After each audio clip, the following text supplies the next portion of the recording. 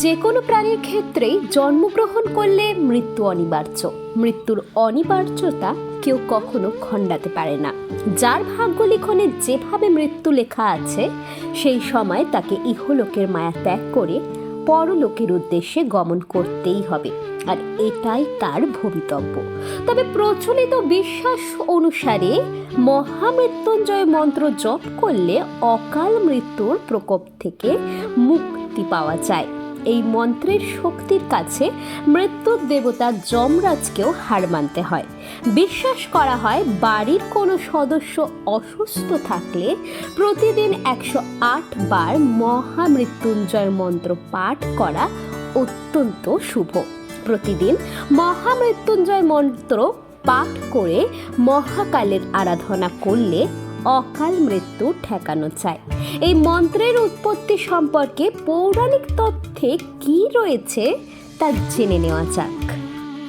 পুরাণ অনুসারে জানা যায়, এক বালক এই মন্ত্রের বলে নিজের অকাল মৃত্যুকে খণ্ডন করেছিল। পৌরাণিক কাহিনী অনুসারে জানা যায়, শ্রীখণ্ড ঋষি ভগবান মহেশ্বরের ভক্ত ছিলেন, কিন্তু তার কোনো সন্তান না থাকার কারণে সন্তান লাভের আশায় তিনি মহাদেবের ধ্যান করা শুরু করেন।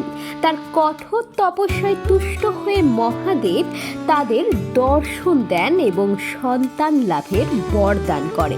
তবে সেই সঙ্গে ভগবান মহাদেব বলেন, ঋষি সন্তান সুখ পেলেও অচিরেই তার জীবনে শোক ঘনিয়ে আসবে। এরপর মার্কেন্ডেয় নামে ঋষি শ্রীখণ্ডের একটি পুত্র সন্তানের জন্মলাভ হয়। সেই পুত্রের ভাগ্য গণনা করে ঋষি জানতে পারেন তার পুত্র মহাজ্ঞানী কিন্তু ক্ষণজীবী। মাত্র 12 বছর আয়ু তার পুত্র সন্তানের।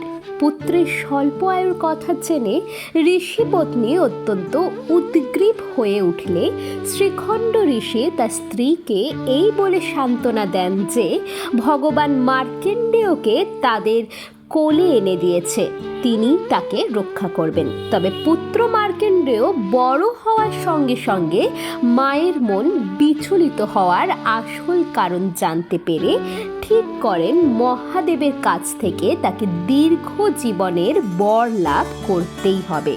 এই উদ্দেশ্য নিয়ে শিবের আরাধনার জন্য মার্কেন্ডেয় মহামৃত্যুঞ্জয় মন্ত্র রচনা করেন। এরপর শিব মন্দিরে গিয়ে একটানা এই মন্ত্র পাঠ করা শুরু করেন। নির্দিষ্ট সময়ের পর অর্থাৎ মার্কেন্ডেয়র 12 বছর বয়স হলে যমদূতরা তাকে নিতে আসে। তবে মহাকালের ধ্যানরত অবস্থায় তারা ধ্যান ভঙ্গের সাহস না পেয়ে যমরাজের কাছে ফিরে যায়। এই অবস্থায় স্বয়ং যমরাজ এসে মার্কেন্ডেয়কে টানতে টানতে নিয়ে যাওয়ার চেষ্টা করলে ঋষিপুত্র শিবলিঙ্গকে জড়িয়ে ধরেন। সেই সময় প্রচণ্ড আওয়াজ ও আলোর কিরণে মন্দির কাঁপিয়ে শিবলিঙ্গ থেকে আত্মপ্রকাশ করেন স্বয়ং মহাদেব। ক্রুদ্ধ মহাদেব যমরাজের দিকে ত্রিশূল উঁচিয়ে জিজ্ঞাসা করেন, তার ধ্যানমগ্ন ভক্তকে তিনি কিভাবে টেনে নিয়ে যেতে পারেন।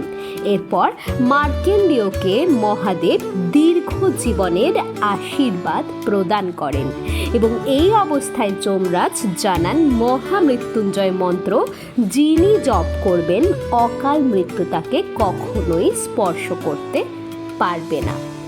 তাহলে কেমন লাগলো আজকের এই ভিডিওটি ভালো লেগে থাকলে লাইক, কমেন্ট, শেয়ার। আর আপনি যদি আমার চ্যানেলে নতুন হয়ে থাকেন তাহলে চ্যানেলটিকে সাবস্ক্রাইব করে পাশে থাকা বেল আইকনটি প্রেস করতে একদম ভুলবেন না, এমন সব ভিডিও সবার আগে দেখার জন্য। শোনা হচ্ছে পরের ভিডিওতে।